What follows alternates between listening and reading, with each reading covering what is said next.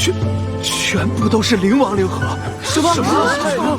白灵儿和朱元能也就算，我敢打赌，他肯定是耍了阴谋诡计。回禀大长老，是按照规矩来吗？公祭。小师弟，江南。Halo semuanya, kembali lagi bersama Bang Jago. Seperti biasa admin selalu mendoakan kalian semoga selalu dalam keadaan sehat dan dalam kondisi terbaik. Di video kali ini admin akan melanjutkan cerita dari season Jui. Penasaran dengan kelanjutan alur ceritanya? Dan tak berlama-lama langsung saja kita masuk ke isi ceritanya. Cerita dilanjutkan yang masih memperlihatkan situasi sukar dipercaya yang terus dirasakan para tetua di sana. Perolehan di luar nalar yang dibawa Xiao Tian, tentu hal itu seakan merasa mimpi bagi semua orang yang melihatnya. Di mana kumpulan pil dan inti monster kelas tinggi saat ini mengguncang semua murid gerbang Xiao Yao. Tak terkecuali sang wasit yang kini penasaran dengan sosok Xiao Tian yang mendapatkannya. Pemandangan ini membuat semua murid juga bertanya-tanya mengenai sosok Xiao Tian yang hanya murid biasa ternyata mampu mendapatkan perolehan yang tidak sederhana. Bahkan itu mampu melampaui seniornya.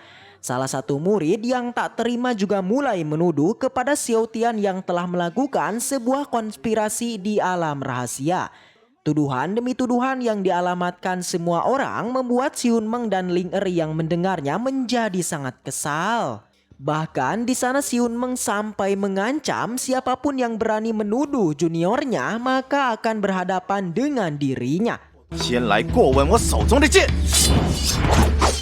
Seketika cemoohan dan tuduhan yang tadi bergema tiba-tiba sepi senyap seketika. Dengan itu kini giliran sang wasit yang penasaran kemudian menanyakan secara langsung pada Xiao Tian terkait cara untuk mendapatkannya.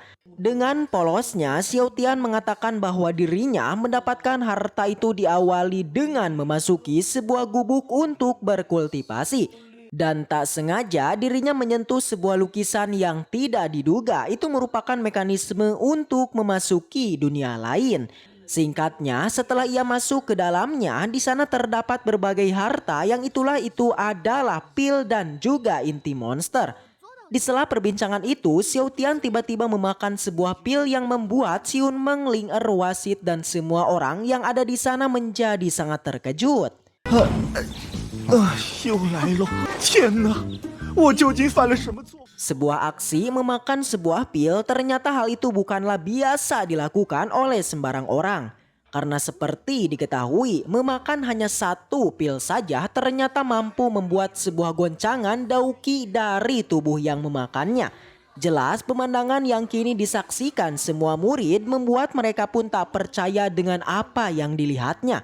Si wasit yang awalnya biasa saja seketika ia pun terkejut setelah tersadar dengan apa yang dilakukan Xiao Tian.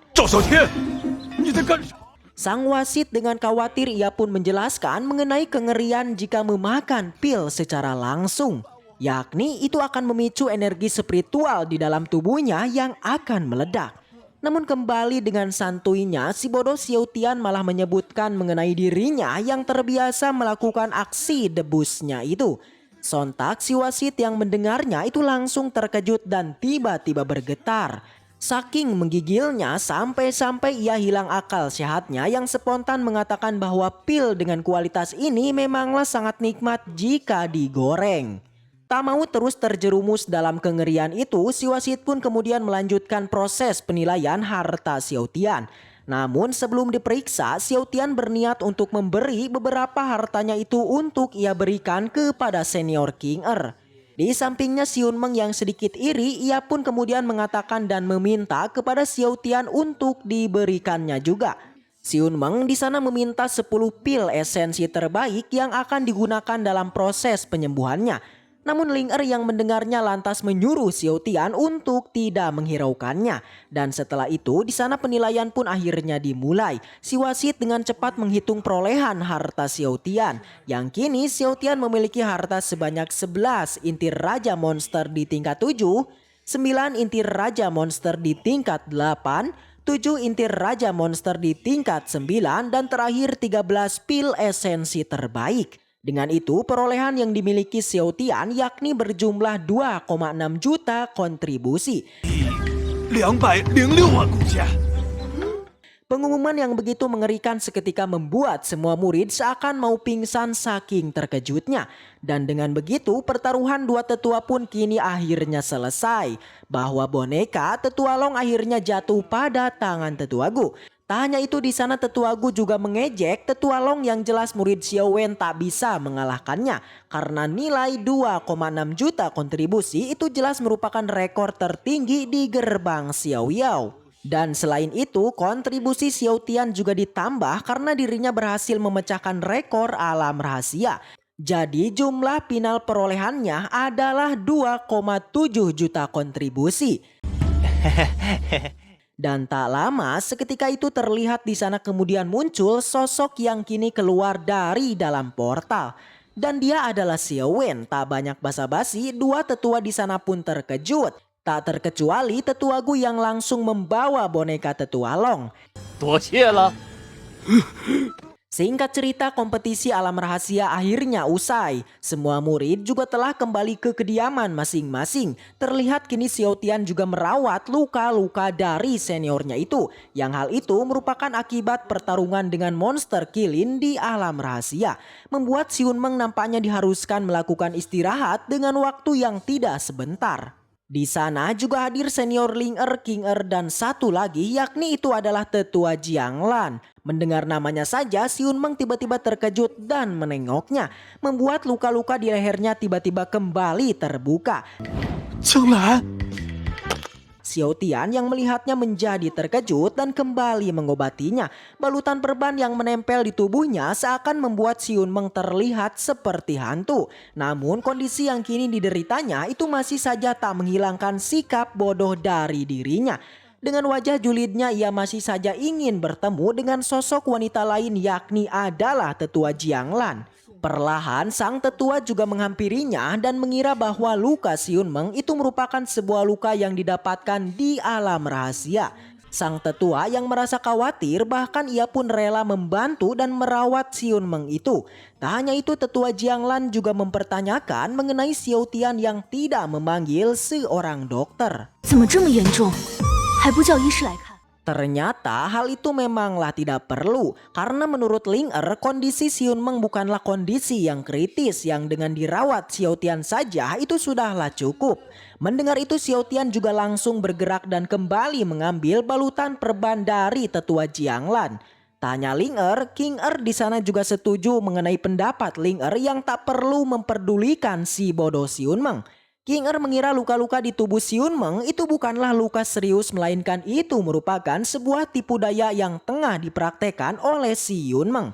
Bahwa sebenarnya King Er mengira Xiun Meng itu baik-baik saja. Bahkan King Er di sana juga membuktikannya dengan mencoba untuk memukulnya. Sontak melihat itu Xiun Meng menjadi terkejut dan ketakutan.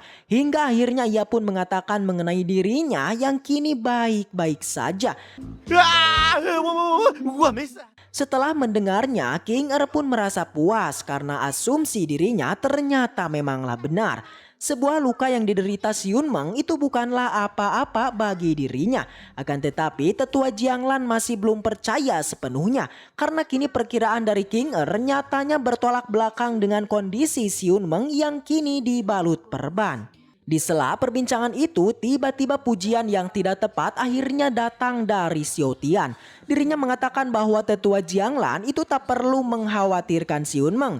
Karena Xiun Meng sebelumnya telah memahami esensi bela diri dengan kekuatan fisiknya. Membuat kekuatan dan mental yang ada di tubuhnya seakan menjadi tak terukur. Dengan itu Xiao Tian pun meminta untuk pergi dari tempat ini karena Xiun Meng akan melakukan pemulihan diri. Mendengar itu mereka pun setuju dan langsung pergi dari tempat tersebut. Namun sebelum pergi, King Er tiba-tiba menghampiri Xiao Tian yang nampaknya dirinya kini merasa khawatir dengan kondisi Xiao Tian. Ternyata perbuatan Xiao Tian sebelumnya yakni menghilangkan racun di tubuh King Er membuat kini King Er merasa bersalah dan selalu bersikap khawatir dengan Xiao Tian. Perlakuan dari Ling Er dan King Er pada Xiao Tian saat ini jelas membuat Si Yunmeng merasakan iri. Menurutnya hal ini jelas tidak adil dan bertanya-tanya mengenai sikap kedua seniornya yang begitu baik pada Xiao Tian. Keadaan ini tentu membuat Si Yunmeng berpikir mengenai kesalahannya yang membuat Ling Er dan King Er jijik kepadanya. Dan dengan singkat Xiao Tian menjawabnya bahwa ini merupakan sebuah kehidupan. Ada yang menyenangkan dan ada yang tidak. Mendengar itu Si Yunmeng pun seketika merasa pusing dan berakhir pingsan dan bersambung. Sekian alur cerita dari si Senjui, dan jika kalian suka dengan donghua ini, Mimin dengan senang hati dan bangga akan melanjutkan ke part selanjutnya. So, segitu aja cerita kali ini, mudah-mudahan kalian semua terhibur dengan alur cerita yang Mimin sampaikan. Dan sampai jumpa di video selanjutnya. See you next time, and seperti biasa, salam para